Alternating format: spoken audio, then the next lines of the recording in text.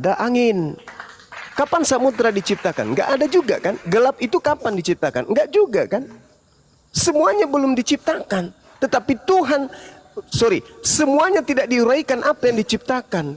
Tetapi Tuhan sedang menjelaskan kemudian tentang proses penciptaan bumi.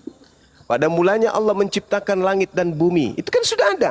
Bumi ketika diciptakan masih berbentuk kosong. Gelap gulita menutupi samudra raya. Roh Elohim, angin Allah, angin ciptaan Allah melayang-layang di atas permukaan air. Kenapa harus angin? Kenapa harus udara? Karena udara.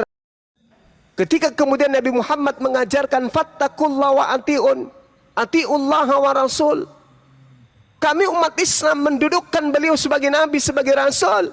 Rasulullah wa khataman nabiyyin. Kami mendudukkan itu. Apa yang mau dihakimi? Sementara ajarannya tamat semuanya. Udah disampaikan semuanya. Al-yawma akmaltu lakum. Pada hari ini telah kusempurnakan nikmatku untukmu. Dan aku ridha Islam sebagai agamamu. Apalagi? Apalagi yang mau dihakimi oleh Rasulullah. Semua sudah diajarkan, semua sudah disampaikan. Dan tak ada satupun kemudian pengikut beliau yang mempertuhankan dirinya. Sehingga dia harus mempertanggungjawabkan atas kelakuan umatnya. Tak ada. Berbeda dengan Yesus. Nah, tolak ukur penghakiman. Coba Anda lihat di dalam Yohanes 12 nomor 48. Barang siapa yang menolak aku, tidak menerima firmanku, dia sudah ada hakimnya, yaitu perkataan yang telah aku sampaikan kepada mereka. Perkataan itulah, firman itulah yang telah aku sampaikan kepada mereka, itulah yang akan menjadi hakimnya di akhir zaman. Kalau di Al-Quran apa yang diterangkan kemudian tentang kedatangan Nabi Isa alaihissalam? Di dalam Al-Quran surah An-Nisa ayat 159. Dan tidak ada satu dari ahli kitab pun yang tidak beriman kepada Nabi Isa alaihissalam. Wa immin ahlal kitab illa la yu'minan nabihi qablal mauti wa yawmal qiyamati yakunu alaihim syahida. Nabi Isa pada hari kiamat akan menjadi saksi bagi mereka. Dia akan menjadi saksi. Nabi Isa ini menjadi saksi antara yang menuhankan dirinya dan yang mengajarkan kepada keturunannya atau kepada bangsa lain atau kepada umat lain bahwa dirinya hanyalah rasul, utusan. Dia akan menjadi saksi. Wa yaumal qiyamah yakunu alaihim syahida. Jadi dia pada hari kiamat nanti bukan menjadi hakim, tetapi menjadi saksi. Dia menjadi hakim nanti pada akhir zaman kedatangannya yang kedua, bukan pada saat hari kebangkitan. Pada hari kebangkitan justru dia yang akan dihakimi di hadapan umat Kristen. Wahai Nabi Isa, apakah engkau yang mengajarkan orang-orang Kristen ini menuhankan dirimu selain daripada aku? Qala subhanaka ma yakunu li an aqula ma laysa li bihaqqa. Orang Kristen akan berdalih, oh kami tidak bisa baca Quran. Yesus akan berkata, bukankah di dalam Bibelmu ada? Matius 12 nomor 49. Aku tidak berkata-kata dari diriku sendiri. Apa yang aku katakan adalah apa yang diperintahkan untuk aku katakan, aku sampaikan. Tak ada alasan orang Kristen berdalih. Ketika kemudian Al-Quran mengatakan wa idza husyiran nasu kanu lahum a'da. Pada hari kiamat nanti orang dikumpulkan, apa yang mereka sembah akan menjadi musuh bagi mereka. Dan apa yang menjadi pemujaan-pemujaan mereka terhadapnya akan diingkari oleh mereka. Lalu kemudian Allah menghakimi orang Kristen. Wahai saudara Kristen, wahai hambaku Kristen, ciptaanku. Bukankah di dalam Al-Quran sudah disampaikan oleh umat Islam bahwa kelak nanti di hari kiamat kamu akan dimusuhi oleh apa yang kamu sembah. Yesus memusuhimu kan? Dan pemujaan-pemujaanmu yang kamu lakukan kepada Yesus akan ditolak. Apa kata orang Kristen? Loh, kami tidak beriman kepada Quran. Tetapi Tuhan akan mengatakan, bukankah dalam kitabmu berbunyi, pada hari terakhir nanti banyak orang memanggil aku Tuhan, Tuhan, bukankah kami bernubuat mengusir setan, bermukjizat pakai namamu, wahai Tuhanku Yesus. Pada hari itulah Yesus akan berterus terang, aku Yesus berterus terang kepada mereka, enyahlah daripadaku, kalian semua adalah pembuat kejahatan, aku tidak mengenal kalian. Kamu nggak baca itu Bible yang kau tenteng setiap hari? Mau kemana Kristen hendak mencari pembelaan? Al-Quran menghantamnya, Yesus dalam Bible juga menghantamnya. Kristen mau kemana? Tak ada jalan, Bung. Jadi kedatangan daripada baginda Rasul Muhammad SAW menjelaskan, wahai Kristen, Nabi Isa akan turun di akhir zaman untuk menghakimi kalian. Apa buktinya? Baca kitab kalian. Yohanes 12 nomor 48. Barang siapa yang menolak aku, barang siapa yang menolak Yesus, dia sudah ada hakimnya. Siapa hakimnya? Perkataan yang pernah Yesus sampaikan di tengah-tengah Bani Israel. Nah sekarang kalau umat Islam dan misalnya nih Bang Suma dihakimi bersama saudara Yosi. Bang Suma, ya paman, maju ke sini. Ya, kenapa Yesus? Kamu di dunia hidupmu kau tidak nyembah saya. Iya emang, kenapa? Loh kenapa kau tidak nyembah saya? Lah kamu bukan Tuhan kan? Menurut kau siapa? Ya saya memang bukan Tuhan. Kesaksianku di dalam Yohanes 5 nomor 36. Ada kesaksianku yang lebih penting dari kesaksian Yohanes Pembaptis. Bahwa segala pekerjaan yang aku lakukan, pekerjaan itu yang bersaksi tentang aku, bahwa engkau yang telah mengutus aku. Nah tuh, kau mengaku utusan bukan? Kesaksianmu kamu adalah utusan. Yes, bahkan kau katakan dalam Yohanes 17 nomor 3. Hidup kekal itu adalah mereka mengenal aku Yesus yang engkau utus. Betul? Betul Bang Suma. Lalu ada penghakiman untuk saya? Ada hukum untuk saya tentang itu? Oh tidak ada, kamu lolos. Apa yang mau dihakimi Yesus kepada Bang Suma? Enggak ada perintah Yesus ibadahlah minggu, sembahlah aku, Tuhankanlah aku. Jangan kau bersunat, kemudian makanlah babi. Enggak ada perintah Yesus kayak gitu. Jadilah Kristen, tak ada. Nah, giliran Anda yang dipanggil. Saudara Yosi, ya paman, kadia. Gimana Sus? Lu menyembah gue dengan siapa? Ketawa dia bilang ke dia.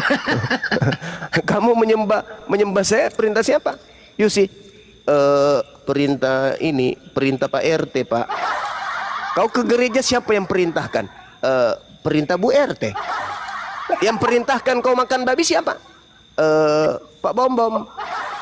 Terus yang memerintahkan kamu itu mengatakan bahwa aku ini adalah Tuhan juga selain daripada Bapakku itu siapa? Hah? Siapa yang ngajarin kamu? Ya banyak lah Pak. Nah, ada nggak ajaran saya? Nggak ada. Masuk kau ke neraka. Enyahlah daripadaku. Anda diusir. Bang Suma lolos. Jadi kalau Yesus itu datang menghakimi seluruh umat manusia, pertama, Yesus harus dikenal sebagai utusan. Dunia harus tahu. Yohanes 14 nomor 31 kata Yesus. Dunia harus tahu. Maksudnya apa? Orang Indonesia harus tahu. Orang Hindu, Buddha, Islam harus tahu bahwa aku senantiasa mengasihi, taat kepada perintah Bapa, dan aku senantiasa melakukan apa yang diperintahkan kepadaku. Berarti Yesus ini, dunia harus tahu bahwa dia adalah hamba yang taat, alias dia adalah hamba yang suci, alias dia adalah seorang muslim yang taat. Dunia harus tahu aku adalah Tuhan. No, itu ajaran sesat. Dunia harus tahu bahwa aku adalah orang yang senantiasa mengasihi Tuhanku. Betul. Dunia harus tahu bahwa aku senantiasa melakukan apa yang diperintahkan Bapa untuk aku lakukan. Betul. Umat Islam mengaminkan.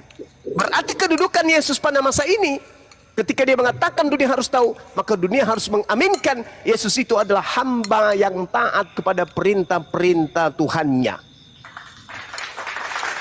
Yohanes 14 nomor 31. Dunia harus tahu. Maksudnya orang Indonesia harus tahu, orang Jepang harus tahu, orang Afrika harus tahu. Aku Yesus adalah orang yang senantiasa tunduk berserah diri kepada segala perintah yang datang kepadaku. Berarti aku adalah Tuhan atau hamba Tuhan? Dunia harus tahu aku ini hamba Tuhan, aku ini Tuhan. Dunia harus tahu bahwa aku adalah hamba Tuhan yang taat. Lalu dari mana Kristen ini mendapatkan pengajaran Yesus itu adalah Tuhan? Dari makhluk roh yang mengaku-ngaku Yesus, Mesias palsu, Yesus palsu, yang membisikkan kemudian Paulus 13 kitab, yang mana kitab itu yang menjadi panduan orang-orang barat untuk menyembah Yesus. Akulah Yesus yang kau aniaya. Nah, itu silakan. Nah, kalau saya sih dengar argumennya Bang Suma, saya seneng. Cuman gini, kalau saya simak, Bang Suma sama aja menyembah agama, bukan menyembah Allah. Karena gini, argumen Bang Suma bukan memberitakan tentang kebenaran yang sejati, tentang kebenaran Islam, tapi mengandung unsur pembenaran agama, merek gitu loh. Karena kalau Allah kan bukan agama Kristen, bukan agama Islam, bukan agama Hindu. Bang Suma bagus, hebat, tapi itu dosa loh Bang Suma. Karena apa? argumentasi kita itu ironi gitu loh. Itu dosa besar itu Bang Sum. Serius. Bagus kan, seneng Bang Sum. Cuman karena apa? Perkataan kita yang ditonjolkan kemampuan berpikir, ego kita. Nah, kalau saya kan kenapa saya senang sama Bang Suma? Karena apa?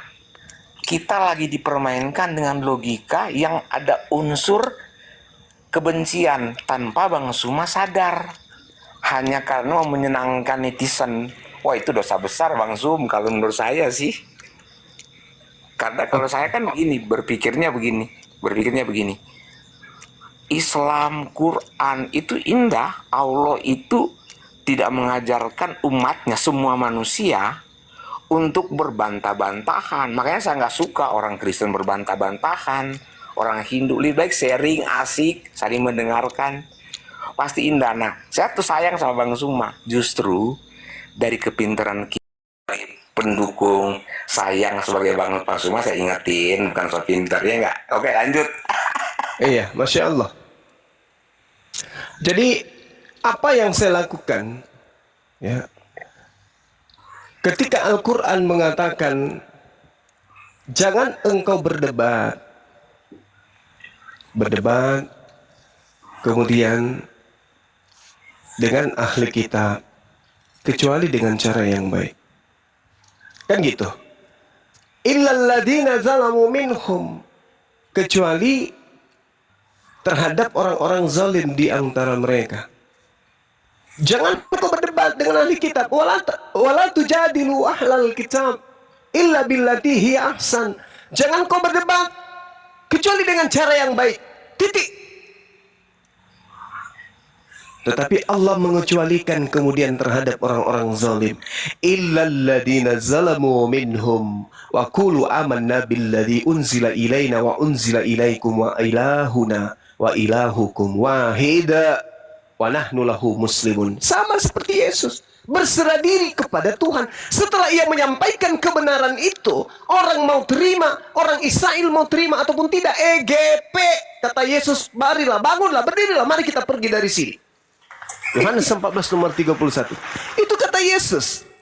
Lalu tugas saya sebagai seorang muslim, ud'u ila sabili rabbika bil hikmah wal mau'izatil hasanah wajadilhum billati hiya ahsan inna rabbaka huwa a'lamu biman dalla an sabilih wa huwa a'lamu bil muhtadin. Serulah seluruh umat manusia, apapun pekerjaannya, pendeta, pastor, apapun dia, serulah kepada jalan Tuhanmu dengan jalan hikmah dan pengajaran yang baik, dan berlebatlah dengan mereka dengan cara yang baik pula. Sesungguhnya Tuhanmu, dialah yang lebih mengetahui siapa yang sesat dari jalannya, dan dia yang lebih mengetahui siapa yang mendapatkan petunjuk.